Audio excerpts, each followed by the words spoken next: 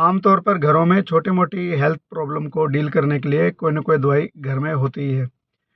उनमें से एक दवाई है एंटासिड, यानी कि जब पेट में जब तेज़ाब बन जाता है या फिर बहुत ज़्यादा इंडाइजेशन होती है या फिर बदहज़मी होती है, खट्टे डकार आते हैं, तो वो लोग एंटासिड बड़ी आसानी से ले लेते हैं। मैं मानता हूँ कि ये सेफ़ दवाई होती है, लेकिन इस दवाई को लेने के लिए भी कुछ सावधानियाँ लेने की ज़रूरत है।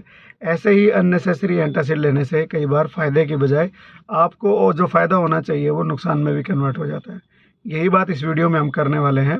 मैं बताने वाला हूँ कि एंटासिड लेते समय किन-किन बातों का आपको ध्यान रखना चाहिए, या यूँ कहें कि एंटासिड लेते समय हम कौन-कौन सी गलतियाँ करते हैं, वो हम इस वीडियो में बात करेंगे।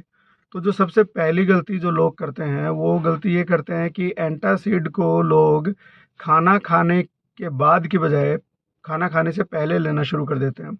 उनको लगता है कि खाना खाने के बाद तो वैसे ही एसिड बनेगा या खट्टे डकार आएँगे, तो पहले ही ले लेते हैं, तो उससे आपको फ़ायदा नहीं होगा, क्योंकि खाना खाने के बाद में खाने को डाइजेस्ट करने के लिए जो हमारे पेट में एसिड बनते हैं और जिसकी वजह से आपको ज़्यादा डकार आती है, कुछ लोगों में ज़्यादा प्रॉब्लम होती है, तो उस एसिड को न्यूट्रलाइज़ करने के लिए ही जो है एंटासिड लिए जाते हैं। अगर पहले लोगे तो आपको प्रॉब्लम पता क्या होगी? पहले लोगे तो आपका खाना डाइजेस्ट ही नहीं होगा, क्योंकि खाने को डाइजेस्ट करने के लिए चाहिए होते हैं एसिड, और अगर आपके पेट में जो एसिड है खाना खाने से पहले ही आपने उनको न्यूट्रलाइज़ कर दिया, क्योंकि जो एंटासिड का काम ही होता है कि पेट में जो एसिड बने हुए हैं उनको न्यूट्रलाइज़ करने का। तो जब वो एसिड ही न्यूट्रलाइज़ कर दिया तो आपका खाना पेट में ऐसा ही ऐसा पड़ा रहेगा। आपको लगेगा कि खाना पेट में जैसे खाया था वैसा के वैसा पड़ा है, खाना हज़म ही नहीं हो रहा। खाना हज़म होगा कैसे? क्योंकि आपने एंटासिड ले लिए हैं। तो यानी कि अगर एंटासिड लेने हैं तो खाना खाने के बाद में लेने हैं, उससे पहले नहीं लेने हैं, ठीक है? इस चीज़ का बड़ा ध्यान रखना है आपको। कम से कम भी आपको 2 घंटे का फ़र्क रखना चाहिए जब आप किसी तरह की दवाई एंटासिड के लिए ले रहे हैं तो। ये है दूसरी बात।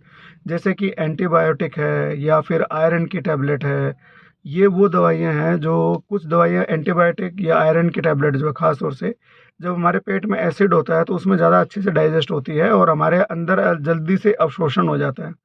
जब कोई दवाई का अवशोषण अच्छे से होगा तभी तो वो अच्छे से काम करेगी, और हम ले लेते हैं उसके साथ में एंटासिड क्योंकि हमारी हैबिट बनी हुई है, तो ये सबसे बड़ी दिक्कत हो जाती है कि ना ही तो आयरन अब्जॉर्ब होगा, क्योंकि जो एंटासिड होता है उसके अंदर कैल्शियम होता है, और जैसे कि जितने भी उसके अंदर सॉल्ट होते हैं वो सारे के सारे जो आपकी आयरन की अब्जॉर्प्शन को कम करते हैं, क्योंकि उसने एसिडिटी को कम कर दिया है और आयरन अब्जॉर्ब नहीं होगा।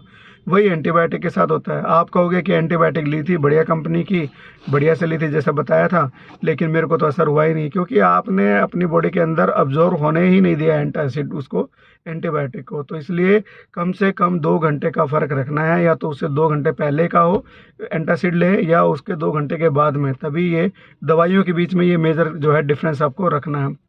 तीसरी बात ये है कि एंटासिड हम लेते रहते हैं। सोचे कि भैया जो दवाई इतनी आसानी से किसी भी दुकान पे जाके मिल जाती है उसमें इतनी चिंता की बात तो होगी नहीं, लेकिन चिंता की बात होती है अगर आपको तेज़ाब बन रहा है या एसिड बन रहा है और 2 हफ्ते से ज़्यादा आपको लगातार लेने की ज़रूरत पड़ रही है एंटासिड।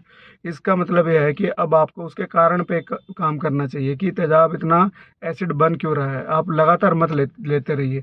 2 हफ्ते से ज़्यादा आपको लेने की ज़रूरत नहीं होती है। डॉक्टर भी तभी प्रिस्क्राइब करते हैं जब भाई एसिड बन रहे हैं ज़्यादा, तो फिर उस सिचुएशन में एंटासिड देते हैं।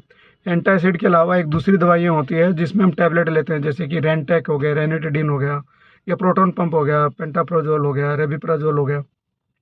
ये होता है प्रोटॉन पंप इनहिबिटर। तो बेसिकली ये दवाइयाँ होती है जो एसिड को बनने से रोकती है। एंटासिड का काम होता है जो एसिड बन गया है उसको न्यूट्रलाइज़ करना, उसके असर को कम करना, ताकि आपको खट्टी डकारें ना आए। तो डॉक्टर भी आपको तब देते हैं जब ये प्रॉब्लम थोड़ी ज़्यादा होती है, और थोड़े टाइम के लिए देते हैं। अगर उससे ज़्यादा है तो आप डॉक्टर से कंसल्ट करिए कि भैया ये क्यों हो रहा है, किस वजह से हो रहा है। जैसे बुज़ुर्गों में बहुत सारी दवाइयाँ चल रही होती है, चाहे वो डायबिटीज़ की दवाइयाँ हैं, हाइपरटेंशन की दवाइयाँ हैं, तो और बुज़ुर्गों में ये खट्टे डकार वाली ये प्रॉब्लम इनकी ये भी ज़्यादा होती है, क्योंकि एसिड न्यूट्रलाइज़ हो गया है, तो जो आपने दवाई ली है या खाना खाया है वो पेट में पड़ा रहेगा, क्योंकि गैस्ट्रिक एम्पटिंग नाम की चीज़ होती है कि पेट में रखा खाना कितनी स्पीड से नीचे की तरफ जाएगा इंटेस्टाइन में, उसकी स्पीड को स्लो कर देगा तो खाना हज़म कैसे होगा। तो इसलिए इन चीज़ों का ध्यान रखना है। फिर आपको एक और चीज़ है कि बहुत लंबे टाइम से जब आप लंबे टाइम तक एंटासिड लेते हो तो हमारी बॉडी में जो प्रोटीन होता है, प्रोटीन को भी डाइजेस्ट होने के लिए एसिड चाहिए होता है, तो उसको उसके प्रोटीन का डाइजेशन भी इफ़ेक्ट होने लग जाता है। तो आपको इसको लंबे समय तक आपको बिल्कुल नहीं लेना है।